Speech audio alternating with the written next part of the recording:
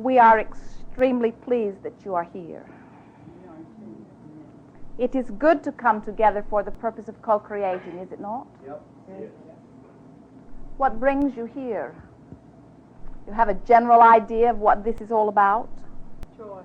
You've come to give it or get it. Both. Cannot separate the two, can you? For as you are radiating, you are receiving. We are anticipating an extraordinary gathering.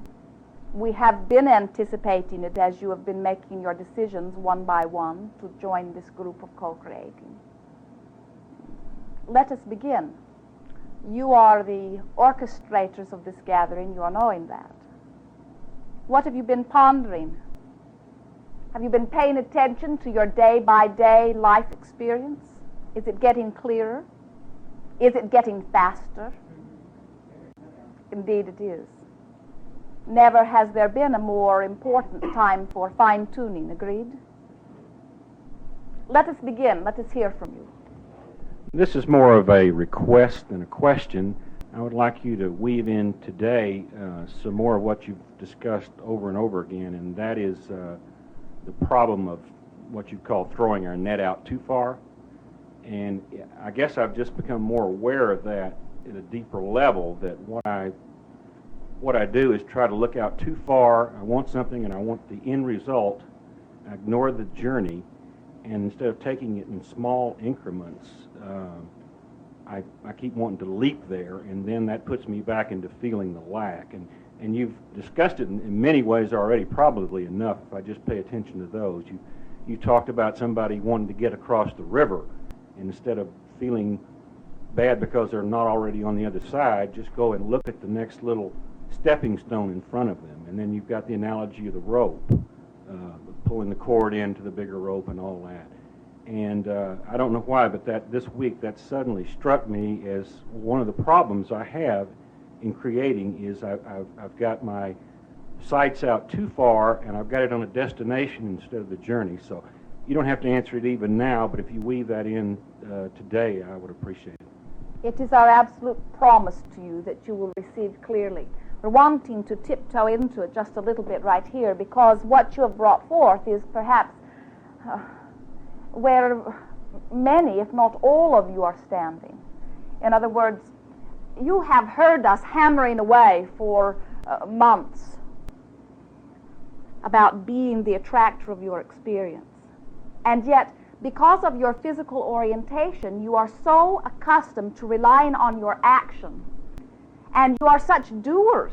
And so it is normal that when you awaken, you get your thoughts way out there into the day, and you begin anticipating what your day will be as you begin moving through it. And some of you throw your net out into the day. Some of you throw your net out into the entire world.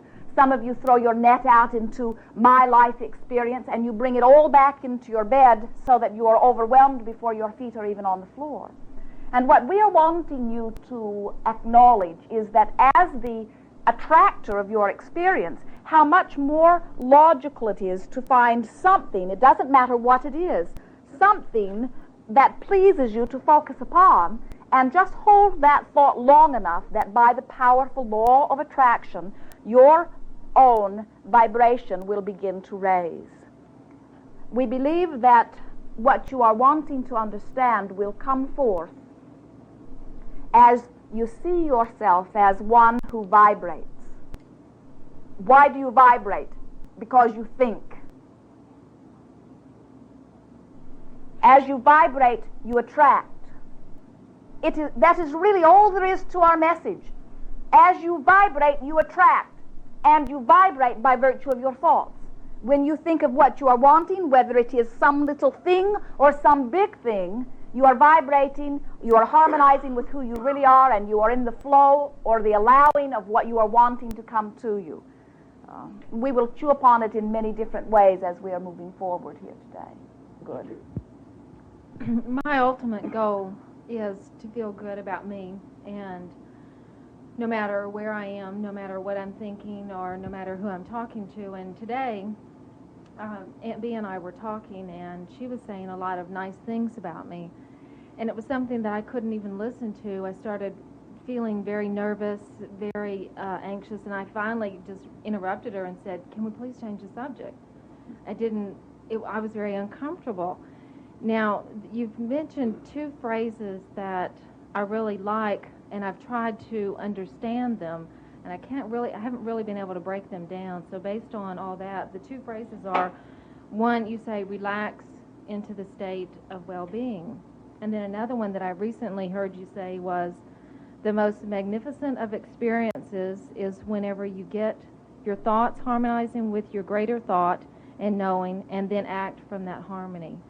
So if you could help me understand those two, and then help me also understand if I'm wanting to love myself, and then I have to be able to, I don't really know, I have to understand love in order to receive it. Let's talk about it. For everything that you are asking, and it hinges upon what was asked just before, let us bring this all together. It will be a very good foundation for us to move forward from.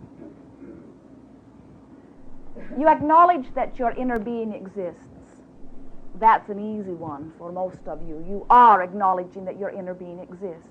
And when we say to you, your inner being is not new, your inner being is very old. You have lived thousands of life experiences, and your inner being sits now as the culmination of all that you have lived, very decided, very sure, and very happy, in a place that by your standards you would say is pure ecstasy. And so here is your inner being vibrating by virtue of that which it has become, you see. Here you are, a physical being, a physical counterpart of this inner being. And the harmony that you seek is the literal pulsing, the pulsing that is in harmony with who you really are. That's harmony. That's also what well-being feels like. That's also what love feels like. That's what security feels like. That's what all of the good stuff, all of the positive emotions, that's what that feels like, is when your thought in this moment is vibrating with who you really are. Now, most of you do not allow yourselves, let us begin at another place. By virtue of your physicalness, you vibrate lower and slower. It's just part of being physical. And as you are thinking your physical thoughts, you are not absolutely in harmony with your non-physical. But as you acknowledge that your non-physical exists, and as you say more often in every day, many times a day, nothing is more important than that I feel good, you enhance or highlight the passageway between the physical you and the inner you. You make your inner being more pointedly aware of you, and you make yourself more keenly aware of your inner being. Then, as you think thoughts, those thoughts are more pointedly either resonating or not resonating with the greater you see. We are wanting to really emphasize here today that all of this is about vibration, because everything that you live, everything that you create, everything that is, everything that you know is about vibration. It is all pulsing energy. And harmony is the vibration that feels good, and disharmony is the vibration that feels bad. Your role, your work, is to harmonize with you, which means think thoughts that make you feel good. Speak words that make you feel good. Now, what happens to many of you? Because you have emerged into a world that does not understand about inner being, does not understand about pulsating thoughts, and so you have been encouraged to not pay attention to what you feel, but to try to hammer your ideas of right and wrong into that which society has already decided. And you speak to one another more often, not from your heart of harmony, but from what society deems most appropriate to say, until most of you, who are now really getting in touch with who you really are, feel the hollowness of words. And we do not mean because the words are not meant by those that are coming forth, but we mean the emptiness of them in the sense that those words from outside of you will never satisfy the great wanting that is within you, which is the wanting for your own harmony. There are not enough words in the world to get you to feeling good about you that would compensate for the feeling of void that you feel if you are not in harmony with who you really are. And yet, as a physical people, you run around telling each other what you think you want to hear about any number of subjects. As we move forward, there will be more for you. What we are wanting you to hear as we are beginning, all of you, we're wanting you to get in sync with this idea of vibration, because that is what your guidance system is about. Every subject is really two subjects. Are you beginning to see that? There is a subject of money or lack of it. There is a subject of health or lack of it. Every subject is really two subjects. And so as you are focusing upon what you are wanting, and you are feeling good as a result of your choice of thought, then you are in harmony with who you really are. Your inner being vibrates powerfully and pointedly. And when and if you harmonize with that vibration, it is like a rocket going off. Things really begin to happen quickly within your experience.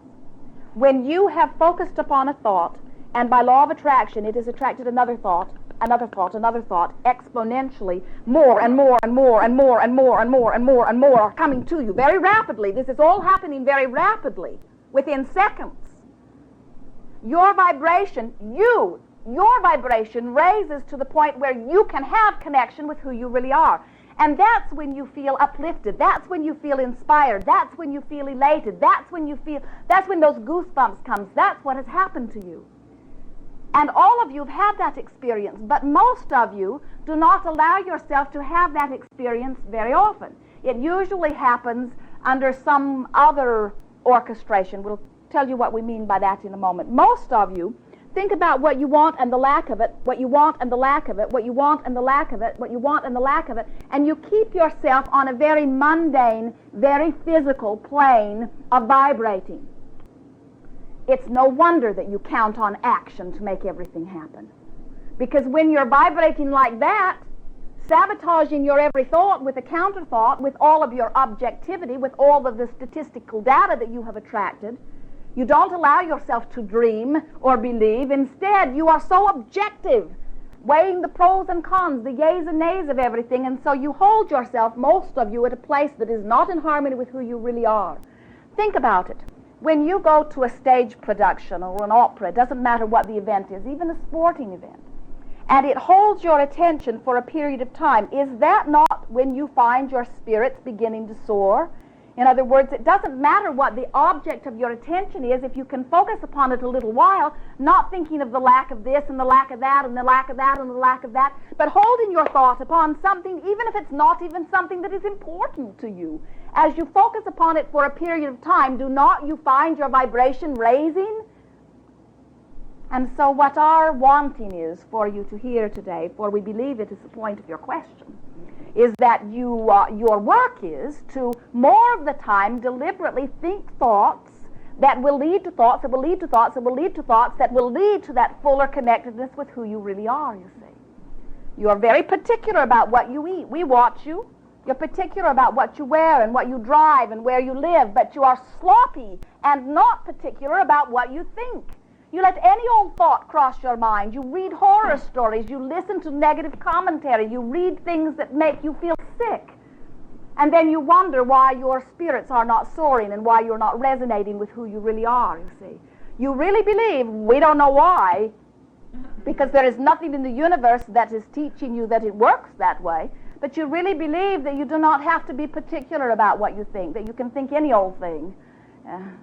And what we are wanting you to do is think more pointedly about what you are wanting and pay more attention to how you are feeling as you are thinking.